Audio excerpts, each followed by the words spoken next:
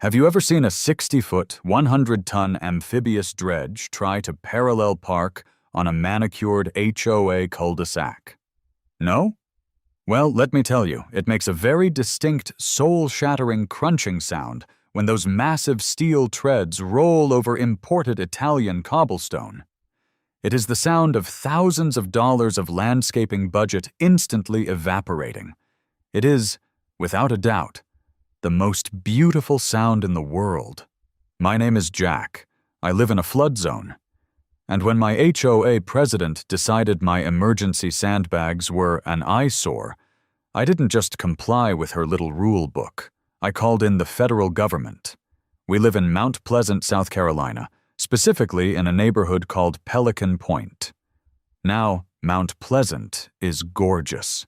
We've got Spanish moss draping off ancient oak trees, amazing seafood, and a tidal creek system that is absolutely stunning right up until the exact moment a tropical storm decides to park itself off the coast. Pelican Pointe is the kind of neighborhood where the grass is legally required to be exactly 2.5 inches tall. I am not exaggerating. I once watched a man on my street measure his fescue with a ruler because he was terrified of getting a violation. The drainage system here, however, was clearly designed by a toddler with a broken crayon. It is completely inadequate for the amount of water we get, but the HOA board refuses to upgrade it because spending money on infrastructure doesn't look as nice on a brochure as a new brass entrance gate. The absolute undisputed dictator of this little suburban kingdom is a woman named Brenda. Brenda doesn't just run the HOA. She is the HOA. She patrols the neighborhood in a custom beige golf cart that she somehow managed to outfit with a police-style radar gun. I wish I was making this up. I once got a $50 fine in the mail because my mailbox flag was painted a shade of red that she deemed too aggressive and panic-inducing. Panic-inducing. It's a piece of tin, Brenda. So, when the local news started hyping up a massive, slow-moving coastal storm, everyone in Pelican Pointe started getting nervous. The sky turned that weird, bruised purple color. The wind started whistling through the palmetto trees, and the tidal creek that runs directly behind my house and my neighbor Dave's house started rising. Fast. Dave was standing on his back patio, staring at the water creeping up his lawn, holding a can of domestic beer like it was a life preserver. "It's coming up quick, Jack," Dave yelled over the wind, pointing a trembling finger at the swirling brown water. "My flood insurance deductible is 10 grand. I can't afford this." "Don't panic yet," I shouted back, stepping over a puddle that hadn't been there 5 minutes ago. "I've got a guy. We'll get some sandbags in here. Build a berm, and we'll be fine." I pulled out my phone and dialed Mike. Mike is a local contractor I've used for a few renovations. He's a good guy, the kind of guy who drives a truck that's 90% mud and 10% rust, and he gets things done. "Mike, it's Jack. I need a massive favor. Tell me you don't need a roof patched in this wind, man, because my guys will literally blow away." Mike's voice crackled through the phone. "No, sandbags. Lots of them. The creek behind my place is cresting, and if we don't get a wall up by this afternoon, my living room is going to be an aquarium." "I got you," Mike said. "I've got 3 dump trucks full of heavy-duty military-grade sandbags at the yard. I can be at your gate in 45 minutes. It'll cost you, though." "I don't care," I said, watching a very confused blue crab scuttle across my freshly cut lawn. "Just get here." I gave Dave the thumbs up. He looked visibly relieved, taking a long sip of his beer. We spent the next 40 minutes moving our patio furniture into our garages, rolling up rugs, and essentially preparing for a siege. The rain was starting to come down in thick, heavy sheets. Then my phone buzzed. It was Mike. "Hey, Jack, I'm at the main gate. You got a problem?" "What do you mean I have a problem? Just punch in the code I gave you." "I punched it in," Mike said, sounding incredibly strained. "The gate opened, but there is a lady in a golf cart blocking the entrance, and she's screaming something about axles." I felt a cold spike of dread hit my stomach. "Brenda, I sprinted to my car, peeling out of my driveway and speeding toward the front entrance. Through the windshield wipers, the scene looked completely absurd. There were 3 massive, idling dump trucks lined up on the street outside the gate, and sitting directly in the middle of the entrance lane, completely blocking their path, was Brenda in her beige golf cart. She was wearing a bright yellow raincoat and holding up a laminated piece of paper, like a referee issuing a red card. I threw my car into park on the shoulder and jumped out into the pouring rain. "Brenda, what are you doing?" I yelled, running up to the golf cart. Mike was leaning out the window of the lead truck, looking like he wanted to bash his head against the steering wheel. "Jack, man, talk to this lady. I've got other deliveries today." Brenda slowly turned her head to look at me. She had this tight, triumphant smile on her face. "Jack," she said, her voice dripping with fake sweetness, "are these your commercial vehicles?" "They are emergency sandbags, Brenda. The creek is flooding. My house is going to be underwater in 3 hours if we don't build a berm." Brenda adjusted her glasses and tapped her laminated sheet with a perfectly manicured, aggressively pink fingernail. Section 4, Paragraph B of the Pelican Pointe Community Covenants and Restrictions, she recited, not even looking at the paper. "No commercial vehicles over 2 axles shall enter the premises without 14 days prior written approval, as they disrupt the aesthetic harmony of the asphalt and pose a risk to the structural integrity of the private roads." I stared at her. The rain was matting my hair to my forehead. "Brenda, it is a flood emergency. The roads are going to be underwater anyway if you don't let them through." "Rules are rules, Jack," she said, crossing her arms. "If we make an exception for you, then suddenly everyone will want dump trucks tearing up our streets. It's a slippery slope." "It's a literal slope of water coming into my house," I screamed, waving my arms at the sky. Mike blasted his air horn. It was deafening. Brenda didn't even flinch. "Lady, move the cart," Mike yelled down from the cab. "I'm on a schedule here." Brenda pulled a walkie-talkie from her belt. "If you do not reverse your vehicles immediately, I will be forced to call Jim's Towing. I have them on retainer. And Jack, you will be fined $5,000 per day, per truck, for unauthorized commercial ingress." Mike looked at me, his eyes wide. He killed the engine and climbed down from the cab. "Listen, man," Mike said, pulling his high-vis jacket tighter around his neck. "I want to help you, I really do. But I can't afford a $5,000 fine, and I definitely can't have my trucks impounded by some predatory HOA towing company. I've got a business to run." "Mike, please, I'll pay the fine. Just drive around her. She's in the middle of the gate, Jack. I can't fit a triaxle dump truck around a golf cart without hitting the brick pillars. I'm sorry, buddy. I have to go." I watched in absolute horror as Mike climbed back into his truck, threw it into reverse, and slowly backed his fleet away from Pelican Pointe. Brenda gave me a condescending little wave. "I suggest you use aesthetically pleasing weather stripping instead, Jack," she called out over the sound of the rain. "Home Depot sells a lovely beige color that complies with the exterior palette guidelines." She hit the accelerator and buzzed away in her golf cart, leaving me standing in the pouring rain, completely defeated. I drove back to my house in a daze. When I pulled into the driveway, Dave was standing in his garage, looking devastated. The water was now lapping at the edge of his back porch. "Where are the trucks?" Dave asked, his voice shaking. "Brenda banned them," I said, wiping rain out of my eyes. "She said they violated the 2-axle commercial vehicle rule." Dave dropped his beer can. It clattered against the concrete and rolled away. "Are you kidding me? She's going to let our houses flood over a rule about axles?" "Yes," I said, a deep, burning anger starting to bubble up in my chest. "Yes, she is." I walked into my house. The water was maybe 6 inches from the back door. I had maybe 2 hours before the damage started. I could have panicked. I could have started crying. I could have tried to pile up dirt with a shovel. But I didn't do any of that. I went into my kitchen, brewed the strongest pot of coffee I legally could, opened my laptop, and started reading. I didn't read the HOA bylaws. I already knew Brenda had the roads locked down. The HOA owned the streets, the gates, and the asphalt. They had total control over what drove on the neighborhood property.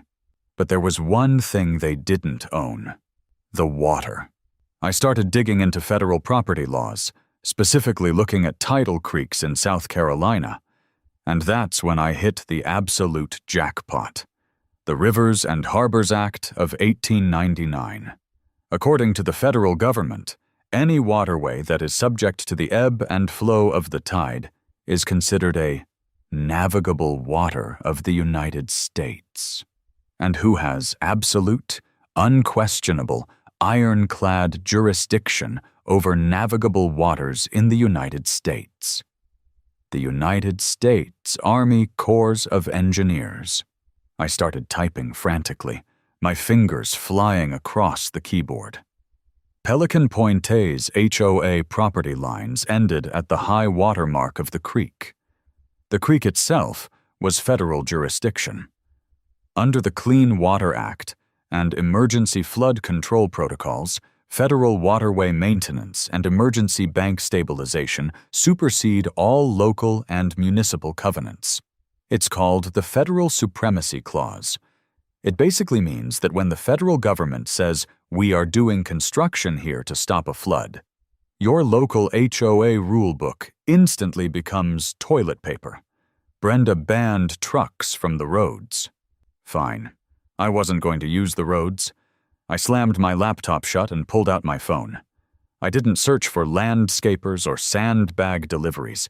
I searched for heavy marine construction firms in Charleston, the guys who build commercial docks, dredge shipping channels, and work directly with the federal government. I found a company called Apex Marine Contracting. I hit call. A man with a voice that sounded like he gargled gravel and smoked unfiltered cigarettes for breakfast answered on the second ring. "Apex Marine, this is Chuck." "Chuck," I said, talking as fast as I could. "My name is Jack. I live on a tidal creek in Mount Pleasant. My house is about to flood. I need a massive berm built right now." Chuck laughed, a raspy, booming sound. "Son, we don't do residential sandbags. We do heavy civil engineering. You need a landscaper." "I can't use a landscaper," I explained. "My HOA president blocked the entrance gate. She won't let any commercial vehicles on the roads." There was a long silence on the other end of the line. "Your HOA blocked flood prevention?" Chuck asked, his tone shifting from dismissive to deeply intrigued. "Yes. She cited a rule about axles destroying the aesthetic harmony of the asphalt." I heard Chuck exhale heavily. "I hate HOAs. I live in one. They made me take down my flagpole last year." "Chuck, listen to me," I said, sensing my opening. "My property borders the creek. It's navigable water. If you can get equipment here by water, you don't have to touch the HOA roads. Under Emergency Section 404 protocols, we have federal right-of-way for bank stabilization." "You know your federal maritime law," Chuck grunted, sounding impressed. "I know how to be petty when pushed," I replied. "Do you have anything that can get here fast?" "Well," Chuck said slowly, "I've got a crew finishing up a channel dredging job about 2 miles down the waterway from your subdivision. We've got the Beast mobilized on a barge." "What is the Beast?" "It's a 60-foot amphibious dredging excavator," Chuck said, a hint of pride in his gravelly voice. "It runs on steel tracks. It can drive through water, climb up mud banks, and pump 500 tons of raw, federally approved river sand an hour." My heart hammered in my chest. "Chuck, how much? For an emergency, no-notice mobilization in a tropical storm? It's going to be expensive, kid. You're paying commercial rates." "I don't care," I said. "Bring it. Bring the Beast." "And Chuck?" "Yeah? Don't worry about the noise. Kid, when this thing fires up, they're going to hear it in Georgia." I hung up the phone and walked outside. The water was literally an inch from my back patio. Dave was frantically trying to tape plastic sheeting to the bottom of his sliding glass door. "Dave!" I yelled over the wind. "Stop! It's handled!" "Handled? How is it handled? The trucks are gone!" Dave screamed back. "Just watch the creek, Dave! Just watch the creek!" We stood there in the pouring rain. waiting. 10 minutes passed. 15. The storm was getting worse, the wind tearing leaves off the trees and whipping them against the side of the house. And then I felt it. It wasn't a sound at first. It was a vibration, a deep, rhythmic thrumming that seemed to vibrate up through the soles of my shoes. "Do you feel that?" Dave asked, looking around wildly. "Is it an earthquake?" The vibration turned into a low, mechanical growl. It was coming from the water. I looked down the creek, peering through the sheets of rain. Coming around the bend, pushing a massive wave of brown water in front of it, was the most beautiful machine I had ever seen. It was a monstrous barge, pushed by a tugboat, carrying a massive yellow excavator equipped with steel pontoon tracks the size of school buses. The diesel engine was roaring so loudly that my windows were rattling in their frames. Mounted on the front of the excavator was a massive dredging pump, looking like an oversized jet engine. Chuck wasn't kidding. He brought the beast. The tugboat blew its horn, a deep, chest-rattling blast that honestly felt like it rearranged my internal organs. Dave was literally holding onto his patio column, his mouth hanging completely open, letting the driving rain hit him right in the face. "Jack!" Dave screamed over the roaring diesel engines. "What in the actual name of God is that thing?" "That, Dave," I yelled back, feeling a massive, uncontrollable grin spread across my face, "is a federally contracted amphibious dredge, and it's here to save our living rooms." The barge slammed against the muddy bank of the tidal creek with a heavy thud. A pair of massive steel loading ramps dropped down, crushing the delicate, HOA-approved marsh grass that Brenda had forced everyone to plant last spring. Then, the beast woke up. Black smoke belched from the exhaust stack, and with a horrifying mechanical screech, the 60-foot yellow excavator rolled off the barge and onto the shoreline. I'm telling you, it was like watching a dinosaur emerge from the swamp. The machine had these enormous hollow steel tracks that allowed it to float in shallow water and climb basically any terrain. It didn't care about the mud. It certainly didn't care about the aesthetic harmony of Pelican Pointe. It just crawled up onto my backyard, the ground literally shaking beneath its weight. The door to the cab popped open, and Big Chuck leaned out. The man was a legend. He was wearing a bright orange heavy-weather slicker, a hard hat that looked like it had survived a war, and he had an unlit, massive cigar clamped between his teeth. "You, Jack?" Chuck bellowed. His voice somehow cut right through the sound of the storm and the idling 1,000-horsepower engine. "I'm Jack," I waved frantically. "Where do you want the berm, kid?" I pointed to the property line, tracing a massive semicircle that wrapped around my back patio and connected to Dave's property next door. "Right there. 10 feet high if you can do it. The water is coming up fast." Chuck didn't even give me a thumbs up. He just slammed the cab door shut and pulled a lever. Now I thought they were going to scoop mud with a bucket. I was an idiot. You don't use a bucket for an emergency flood berm when you have a dredging pump. The beast swung its massive hydraulic arm out over the center of the tidal creek and dropped a steel suction head the size of a minivan straight into the rushing water. A second later, a massive, flexible black pipe attached to the side of the excavator kicked into gear. It was like a fire hose on steroids. The pump started sucking up the raw, heavy river sand from the bottom of the channel, mixing it with water and blasting it out the discharge pipe directly onto my lawn. It was a beautiful, violent fountain of federal maritime jurisdiction. Within minutes, a massive wall of dark, heavy sand began to form. It wasn't cute. It wasn't aesthetically pleasing. It looked like a military bunker was being constructed right on top of my manicured fescue grass. But it was holding the rising water back perfectly. Dave and I stood on the patio, completely soaked, watching this mechanical leviathan build our salvation. "Jack," Dave muttered, wiping mud off his face. The HOA is going to fine you $1 million for this. You didn't submit an architectural review form. Dave, I laughed, the adrenaline making me slightly hysterical. The HOA has absolutely zero power over this. This is the United States Army Corps of Engineers jurisdiction now. Brenda can't do a damn thing.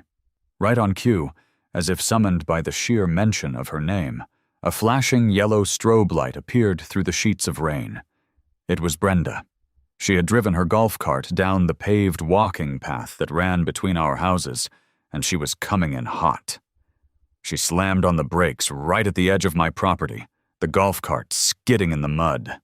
She leapt out, clutching her clipboard to her chest, her face a mask of pure, unadulterated suburban rage.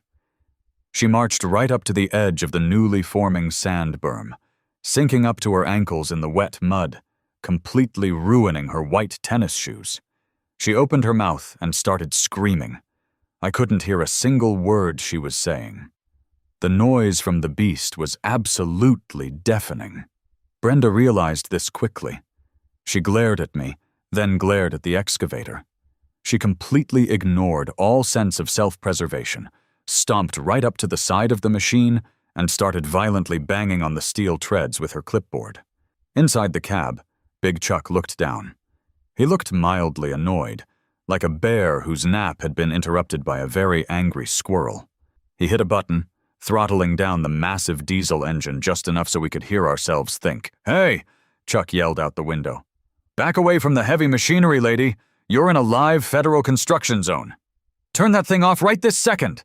Brenda shrieked, her voice cracking. "You are in direct violation of the Pelican Pointe noise ordinance, the heavy machinery ban, and the unapproved landscaping covenant. I am the president of this HOA, and I demand you cease operations immediately." Chuck took the cigar out of his mouth and spat over the side of the tracks. It landed about 2 inches from Brenda's ruined shoes. "Sorry, lady," Chuck roared back. "I can't hear you over the sound of federal maritime jurisdiction." "I don't care about maritime anything," Brenda screamed, waving her laminated paper in the air. "You are on private HOA property. You are destroying the aesthetic harmony of the riverbank. I banned the dump trucks, and I am banning you. Get this monstrosity out of my neighborhood." I walked up, standing safely behind the berm. "Actually, Brenda, he's not on HOA property. The property line ends at the high water mark. He drove up the tidal creek. He hasn't touched a single blade of HOA grass that doesn't belong to me or Dave." Brenda whipped her head around to glare at me. "You think you're clever, Jack? You think you can just bypass the rules because of a technicality?" "I am calling the police. I am having this machine impounded. I am having this man arrested for trespassing, and I am slapping a lien on your house so fast it will make your head spin." She pulled her cell phone out from under her raincoat and frantically dialed 911. "Yeah, you do that, lady," Chuck yelled down. "Tell him Big Chuck from Apex Marine is operating under an emergency section 404 permit. Tell him to bring raincoats." Chuck rolled the window back up and throttled the engine back to a deafening roar.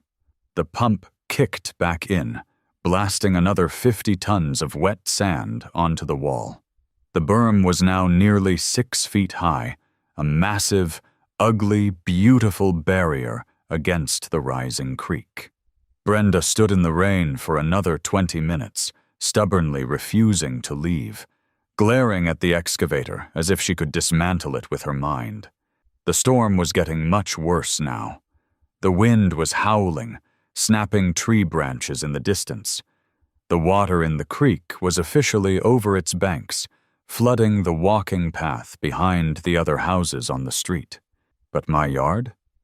Dave's yard? We were perfectly dry behind our massive wall of sand. Finally, I saw the flashing red and blue lights reflecting off the slick, wet pavement of the cul-de-sac.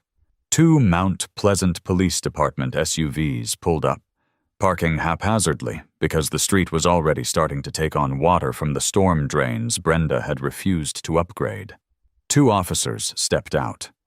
They immediately hunched their shoulders against the driving rain and started trudging toward my backyard.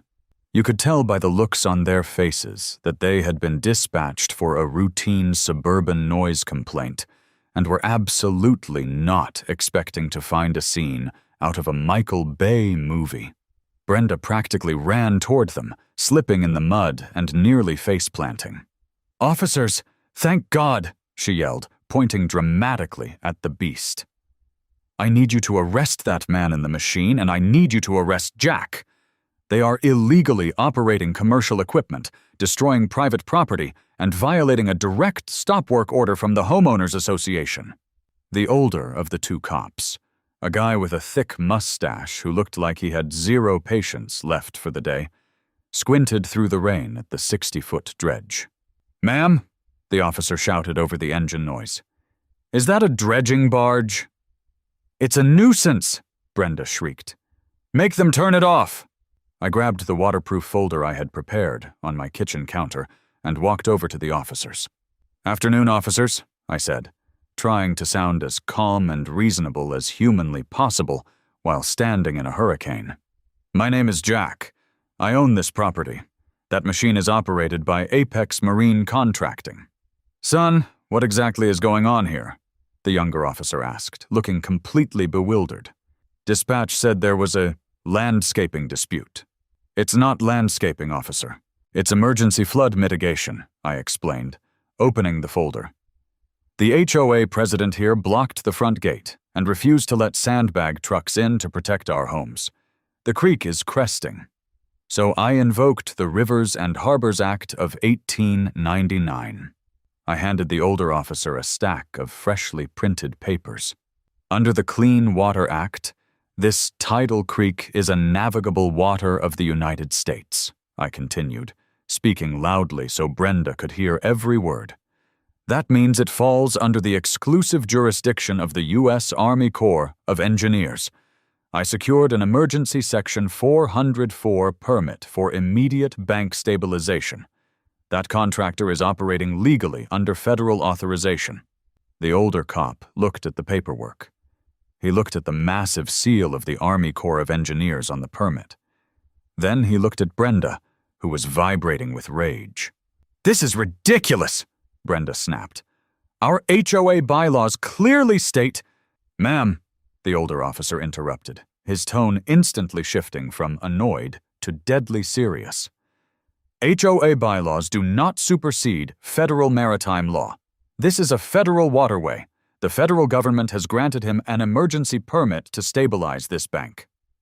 "But he's ruining the aesthetic harmony," Brenda yelled, completely losing her grip on reality. The cop handed the paperwork back to me and turned to fully face Brenda. "Listen to me very carefully, ma'am," the officer said, pointing a stern finger at her. "We are in the middle of a state of emergency. That machine is actively preventing these homes from flooding.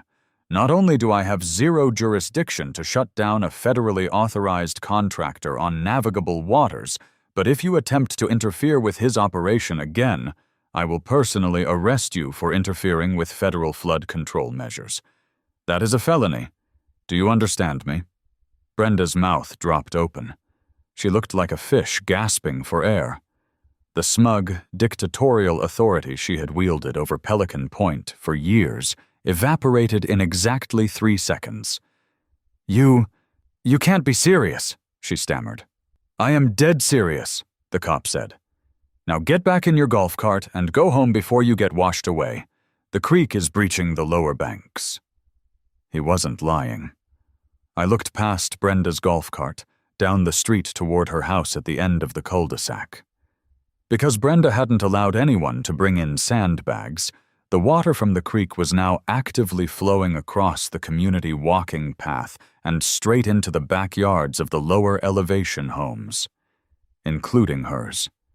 Brenda turned around, followed my gaze, and let out a horrifying, high-pitched gasp.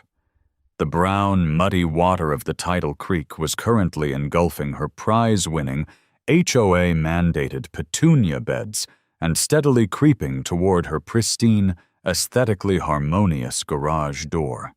She didn't say another word. She sprinted to her golf cart, slammed her foot on the accelerator, and went buzzing off down the street in a sheer panic, leaving her laminated citation slip floating in a puddle of mud behind her. The two officers just shook their heads. "Nice berm, kid," the older officer said to me, clapping me on the shoulder. "Stay safe out here." They turned and walked back to their SUVs, laughing to themselves as they drove away. I turned back to the creek. Big Chuck was leaning out of the cab again, giving me a massive, triumphant thumbs up. He killed the pump, having built a perfectly engineered, solid wall of river sand that completely enveloped my property and Dave's property. The water from the creek was raging against the outside of it, but on our side, we were completely dry. The storm raged for another 12 hours. The power went out, the wind howled, and the rain came down in absolute buckets. Dave and I sat in my living room, drinking the rest of his beer by candlelight, listening to the water crash against Big Chuck's federal fortress. When the sun finally came up the next morning, the storm had passed. I walked out onto my back patio and looked at the neighborhood. It was a disaster zone. The water had receded, but the damage was done. Half the houses on the street, including Brenda's, had taken on at least a foot of water in their garages and ground floors. The pristine lawns were covered in river mud, dead crabs, and debris. But my house? Not a single drop of water made it past the berm. The morning sun hit Pelican Pointe like a harsh interrogation spotlight, illuminating the absolute carnage the storm had left in its wake. I stepped out through my back door, a hot mug of coffee in my hand, and took a deep breath. Instead of the usual crisp, salty ocean breeze, the air smelled heavily of brackish marsh water, decomposing crabgrass, and the faint, lingering metallic tang of diesel exhaust. But beneath my feet, my patio was bone dry. My fescue grass, the same grass Brenda had tried to cite me for overwatering a month prior, was perfectly green and completely untouched by the floodwaters. I walked to the edge of the massive 6-foot-tall sand berm that Big Chuck and his mechanical leviathan had blasted onto my property line. It looked like the trenches of a World War I battlefield, a sweeping arc of dark, heavy river sand that seamlessly connected my property to Dave's. On the other side of that berm, the world was a muddy, chaotic disaster. The tidal creek had receded back into its banks, but it had left its mark. The manicured community walking path was buried under 3 inches of thick, foul-smelling gray sludge. Uprooted marsh reeds were tangled in the wrought iron fences of the lower elevation houses. I could see a single, surprisingly expensive-looking wicker patio chair stuck high in the branches of a palmetto tree across the water. I heard the squeak of a sliding glass door and saw Dave emerge onto his patio. He looked like he had aged 10 years overnight. He was wearing mismatched pajama pants, heavy rubber boots, and a 1,000-yard stare. "Morning, Dave," I called out, taking a sip of my coffee. Dave slowly turned his head, looking at his dry lawn, then looking over the berm at the apocalyptic wasteland of the neighborhood, and then back to me. "Jack," Dave whispered, his voice hoarse. "I didn't lose anything. My garage is dry, my drywall is dry, my wife isn't crying. Federal maritime jurisdiction, buddy," I smiled, raising my coffee mug in a salute. "It's a beautiful thing." A loud metallic clanking sound echoed from the creek. The beast was waking up. The massive yellow dredging excavator was still sitting on its barge, anchored solidly into the mud bank. The cab door swung open, and Big Chuck stepped out onto the steel treads, looking completely unfazed by the fact that he had basically slept in a hurricane. He was already lighting up a fresh cigar, the tip glowing bright orange in the morning light. "How'd she hold, kid?" Chuck yelled, his gravelly voice echoing across the silent, devastated neighborhood. Perfectly, Chuck. Not a drop got through, I shouted back. Damn right it didn't. That's high-grade river bottom, packed tight. Chuck laughed, slapping the side of his machine. I'm firing up the tug. We gotta get back down the channel before the Coast Guard starts asking why I took a 60-foot dredge on a suburban joyride. I'll wire the payment to the Apex corporate account right now, I yelled. Chuck gave me a 2-finger salute, climbed back into the cab, and hit the ignition. The massive diesel engine roared to life, shaking the mud off the barge. The tugboat blew its horn, one long, victorious blast, and slowly began pulling the beast backward off the bank, leaving behind a massive, perfectly sculpted wall of salvation. I watched them float away down the tidal creek, feeling like I had just watched the cavalry ride off into the sunset. I decided to take a little walk. I threw on a pair of rubber boots and navigated around the edge of my berm, stepping squelching onto the community walking path. The damage was extensive. Because Brenda had used her tyrannical golf cart blockade to ban Mike's Sandbag trucks, absolutely no one on the street had been able to protect their homes. The water had crested the banks and flowed unimpeded down the slight grade of the cul-de-sac. I walked past the Johnsons' house. Their garage door was buckled inward, and a steady stream of muddy water was still leaking out from under the weather stripping. I walked past the Millers' house. Their pristine, aesthetically harmonious landscaping was gone, replaced by a thick layer of dead fiddler crabs and river debris. And then, I reached the end of the cul-de-sac. I reached Brenda's house.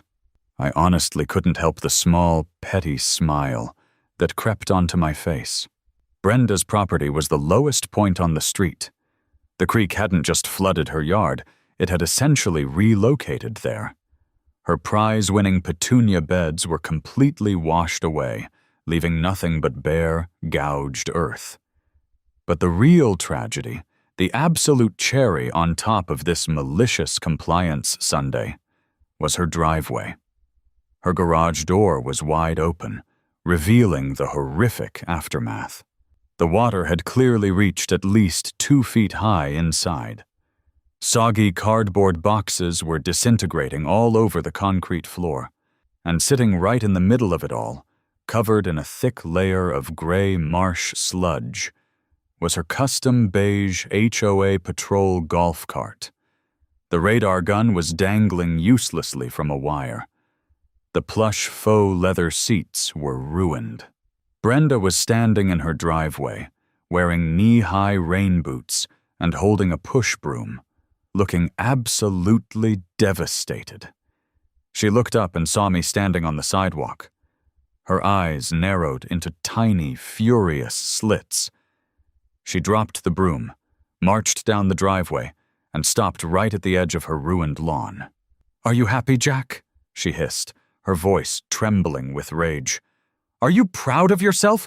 You basically summoned a mechanical monster to destroy our neighborhood." "Good morning, Brenda," I said politely, keeping my tone perfectly even.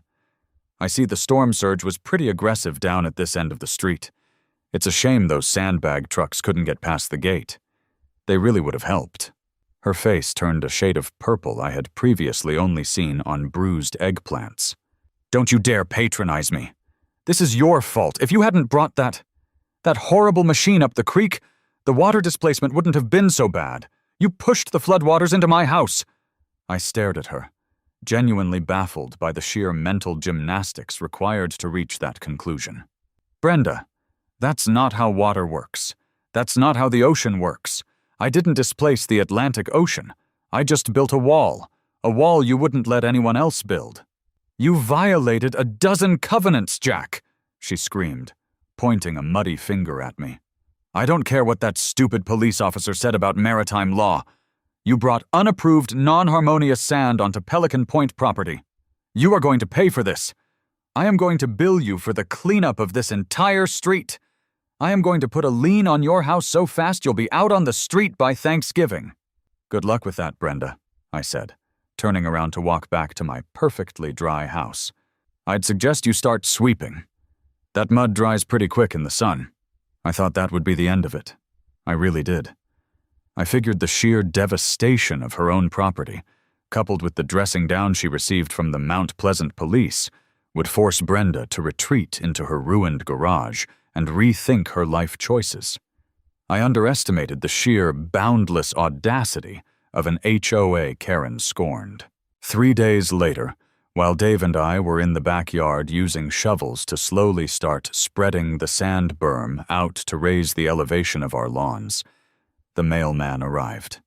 He handed me a thick, certified envelope with the Pelican Pointe Homeowners Association crest stamped on the front. I signed for it, walked into my kitchen, and sliced it open.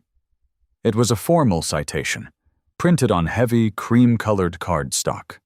It was 5 pages long. I read through it, my jaw dropping slightly lower with every line. Brenda hadn't just doubled down. She had gone nuclear. Citation 1. Unauthorized modification of topography. Fine, $5,000. Citation 2. Introduction of unapproved, non-aesthetic soil. River mud. Fine, $2,500. Citation 3. Operation of commercial machinery exceeding decibel limits. Dredge. Fine, $3,000. Citation 4. Refusal to comply with a direct order from the HOA president. Fine, $1,000. Citation 5. Aesthetic ruination of the community sight line from the waterway. Fine, $2,500.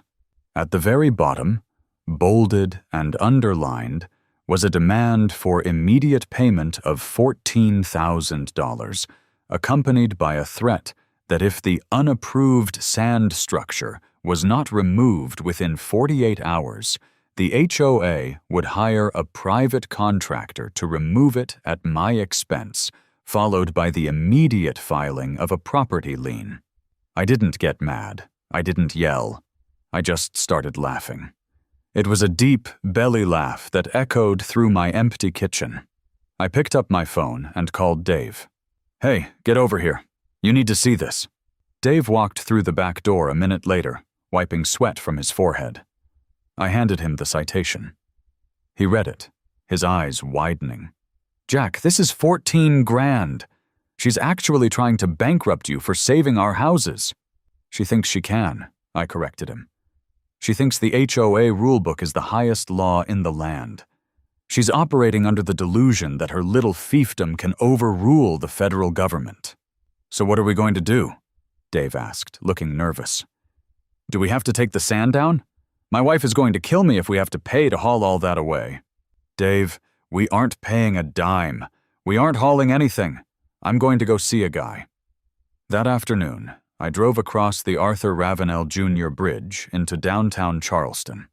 I didn't go to a standard real estate attorney. I went to a firm that specialized in maritime law, coastal property disputes, and federal waterways. I walked into an office that smelled like expensive mahogany and old leather. I sat down across from a lawyer named Harrison. Harrison was in his late 50s, wore a bow tie, and had the sharp, predatory eyes of a great white shark who had gone to law school. I placed the HOA citation on his desk. Next to it, I placed my property deed, the Federal Emergency Section 404 permit I had secured from the Army Corps of Engineers, and a flash drive containing video footage of Big Chuck building the berm, while the police officer threatened Brenda with a felony. Harrison put on a pair of reading glasses, picked up the HOA citation, and read it in absolute silence. Then, he looked at the federal permit. Then, he plugged the flash drive into his laptop and watched the video. When the video finished, Harrison slowly took off his glasses, leaned back in his leather chair, and let out a long, highly amused sigh. "Mr. Jack," Harrison said, his voice smooth and incredibly dangerous, "I have been practicing coastal law in South Carolina for 30 years. I have seen property disputes over docks, I have seen yacht impoundments, and I have seen people sue over the legal definition of a high tide line. But I have never, in my entire career, seen a homeowners association attempt to fine the United States Army Corps of Engineers for aesthetic ruination. Can she enforce it? I asked. Enforce it? Harrison chuckled. My dear boy, she has stepped on a legal landmine of spectacular proportions. By issuing this citation, your HOA president has formally documented her attempt to interfere with and penalize a federally authorized flood control measure. Harrison leaned forward, resting his elbows on the desk. Under the Federal Tort Claims Act and the supremacy of federal maritime jurisdiction, the HOA has absolutely no authority over the navigable waters or the emergency structures erected to prevent catastrophic flooding from those waters. But it gets better. How does it get better? I asked, leaning in. Brenda didn't just target you, Harrison explained, tapping the paper.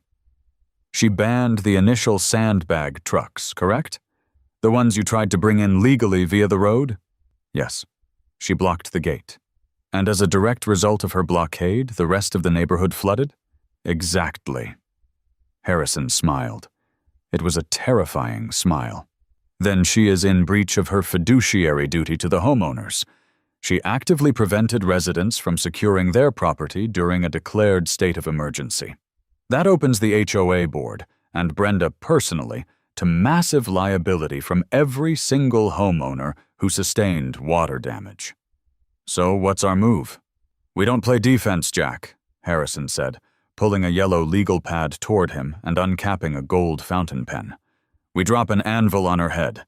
I am going to draft a cease and desist letter that will make her retinas detach. We are going to demand the immediate nullification of these fines. We are going to cite her for tortious interference with federal mandates. And we are going to inform her that if she does not immediately drop this absurd vendetta, we will refer this matter to the federal prosecutor's office for criminal interference with emergency flood mitigation. Send it, I said. Send it certified mail. I want her to have to sign for it. Harrison spent the next hour drafting the letter. I read it before I left. It was a masterpiece of legal intimidation. It used phrases like delusional overreach, flagrant violation of the supremacy clause, and imminent federal prosecution. It was beautiful. 2 days later, the neighborhood was still buzzing with anger. Restoration vans and carpet-cleaning trucks were parked in nearly every driveway on the street, except mine and Dave's.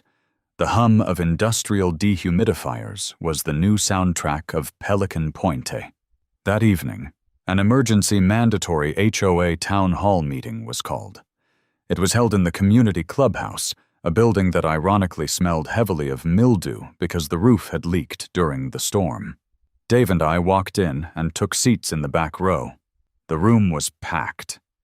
Easily 50 residents were crammed into the folding chairs, and the tension in the air was thick enough to cut with a chainsaw. People were furious. They were holding repair estimates, photos of ruined drywall, and soggy floorboards. At the front of the room, sitting behind a folding table, was Brenda.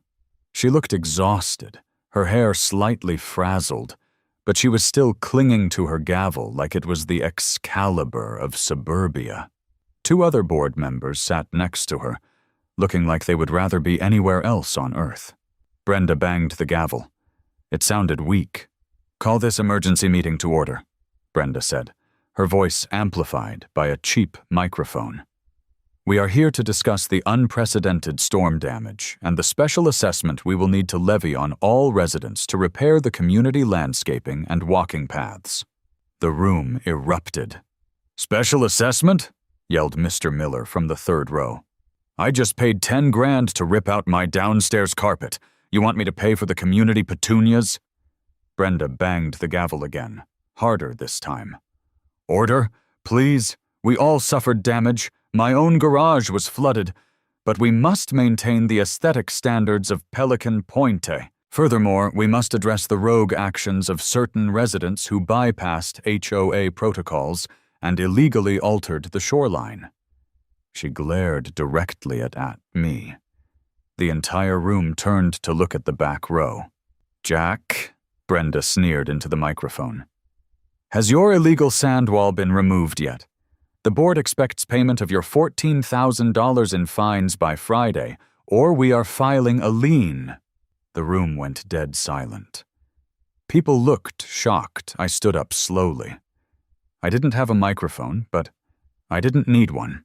Actually, Brenda, I said, projecting my voice clearly across the room, I won't be paying that fine. In fact, my attorney sent you a certified letter this morning regarding those fines. Did you read it? Brenda crossed her arms. I don't read mail from rogue residents.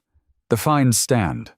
That's unfortunate, I said, walking slowly down the center aisle, because that letter wasn't just from my attorney.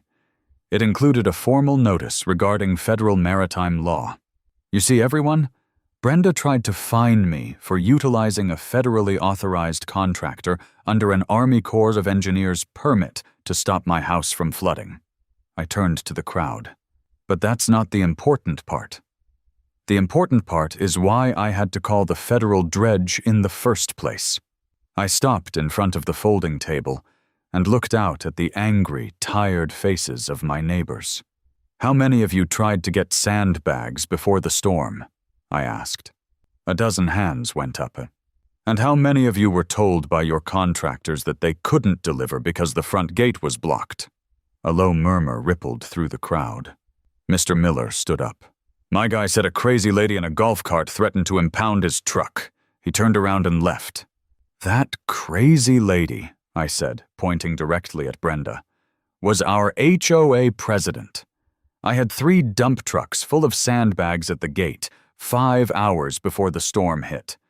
I begged her to let them in. I told her the neighborhood was going to flood. She refused. She cited a rule about 2-axle vehicles disrupting the aesthetic harmony of the asphalt. The silence in the room shattered. It was like a bomb went off. 50 angry homeowners suddenly realized that the thousands of dollars in water damage they had suffered, the ruined furniture, the moldy drywall, wasn't just an act of God. It was an act of Brenda. You blocked the trucks? Mrs. Johnson screamed, standing up and pointing a shaking finger at the table. You let our houses flood over a rule about axles? It's in the bylaws, Brenda shrieked into the microphone, her eyes wide with panic as the crowd turned on her. I have a duty to protect the roads. The roads were underwater, you idiot, a man yelled from the back. I turned back to Brenda and leaned on the folding table. My lawyer's letter also outlined something very interesting, Brenda. By actively preventing emergency flood mitigation, you breached your fiduciary duty to this community. Every single person in this room who suffered water damage because you blocked those trucks now has grounds to sue you personally for gross negligence. The 2 board members sitting next to Brenda literally pushed their chairs away from her, as if her legal liability was contagious.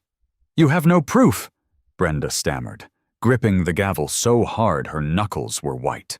I have the contractor on speed dial, I smiled. I have the Mount Pleasant police report documenting your interference, and I have $14,000 in illegal fines that prove you are completely unfit to lead this community. Dave stood up in the back. I make a motion for an immediate vote of no confidence in the president.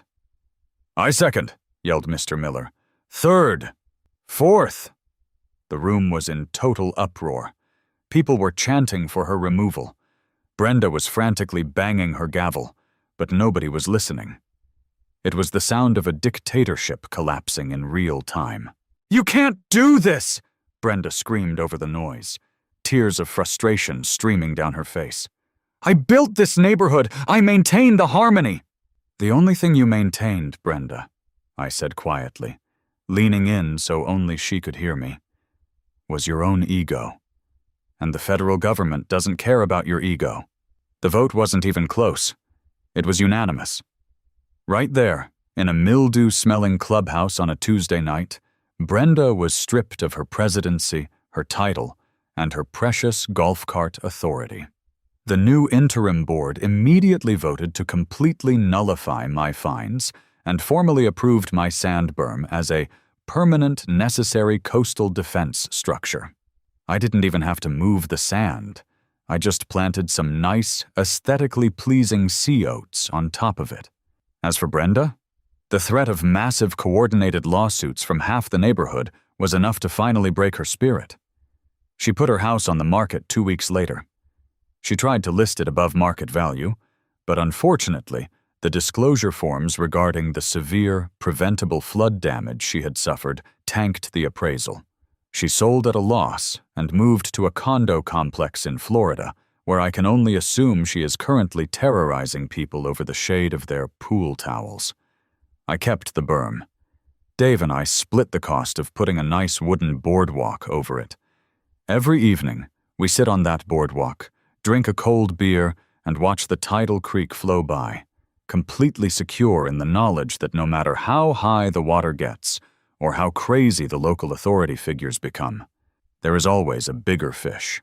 And sometimes, that bigger fish is a 60-foot amphibious dredge piloted by a guy named Big Chuck. This is why you don't mess with federal waterways, folks, and this is why you always read the fine print. If someone tries to use a laminated rulebook to drown your house, don't argue. Just look up the supremacy clause, call in the heavy artillery, and let the law do the heavy lifting. Have fun with this one. It's a ride. Keep your powder dry, keep your berms high, and stay sovereign, my friends.